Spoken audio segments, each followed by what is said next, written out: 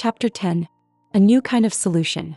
The group hug ended, but the warmth of the moment lingered, carrying Mina and Raven out of the therapist's office and back into the late afternoon sun. It felt like a weight had been lifted, a new chapter starting not just for Raven but for Mina too. The experience cemented her resolve to find healthy, creative ways to face life's challenges, and her climate change presentation became the perfect outlet. The day of the presentation, the classroom vibrated with nervous energy. The students' projects were diverse, ranging from solar-powered inventions to urban farming proposals. When it was Mina's group's turn, they walked to the front of the room with a sense of purpose. Omar began the presentation, his voice calm and confident. "My family is from Saudi Arabia," he started, "and my country is working on a new kind of city called the Line. It's a city designed to have no roads, no cars, and no carbon emissions." He explained how the city would be a single long building in the desert, preserving 95% of the surrounding nature.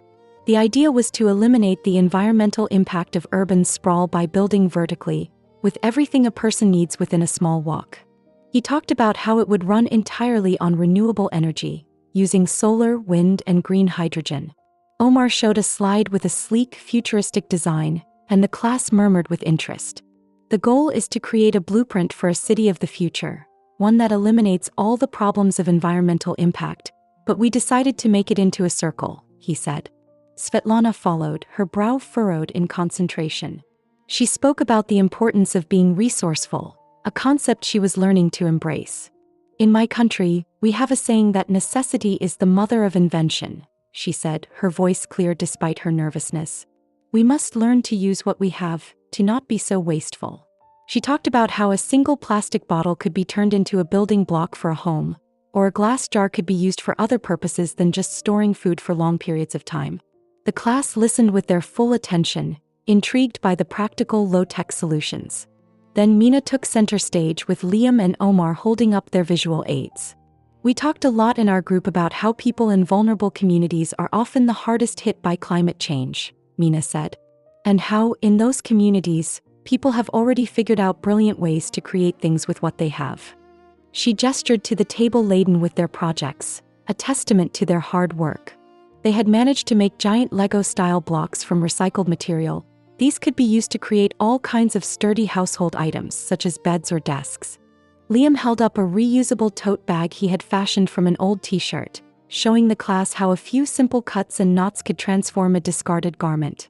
He then demonstrated how a pair of worn-out jeans could be cut and sewn into a durable apron, or how old denim could be woven into a beautiful blanket. "This is upcycling," Mina explained. "It's taking a discarded item and turning it into something new and more valuable. It's a way to reduce waste and create something beautiful and useful at the same time." Omar then stepped forward, holding up a pair of sandals with thick, sturdy soles. "These are made from old car tires," he said, and the class gasped in surprise. "It's a brilliant example of upcycling I learned about from my research. In many parts of the world, people turn old tires into shoes, belts, and even roofing shingles. It's a way to keep huge amounts of rubber out of landfills and create a product that is incredibly long-lasting and resilient." Next, Svetlana proudly presented a new product, a colorful lamp. The lamp's base was a tall glass bottle, filled with tiny recycled bits of colored plastic that refracted the light in a beautiful, ethereal way. They had arranged the wick and material inside so that it would virtually be never-ending. The lampshade itself was a plastic bottle, cut and molded into a new shape. "This is plastic," she said, holding it up. "We don't need to throw it away. We can make it new and make it beautiful." She then pointed to a row of small, clear plastic bottles, their tops cut off and their bottoms filled with soil and seeds. "These are planters," she explained. "We can grow food in them or flowers for our gardens. We can also use plastic bottles for insulation in homes, like they do in some lower-income countries, putting them into cement walls to help keep houses cool in the summer." Mina concluded the presentation, tying all the ideas together. "We can all make a difference," she said, her voice strong and clear. "Whether it's thinking about big new ideas like the Line, or making small changes in our own lives, every little bit helps. We can learn to see a discarded item not as trash but as a resource. It's about seeing the potential in something that seems broken or useless and giving it a new life." It's a way to improve our world, one creative act at a time." The presentation ended and the class erupted in applause. Mrs. Davison, smiling broadly, congratulated them on their creativity and their deep understanding of the topic. The group's demonstration of practical hands-on solutions made the large, abstract problem of climate change feel manageable and personal.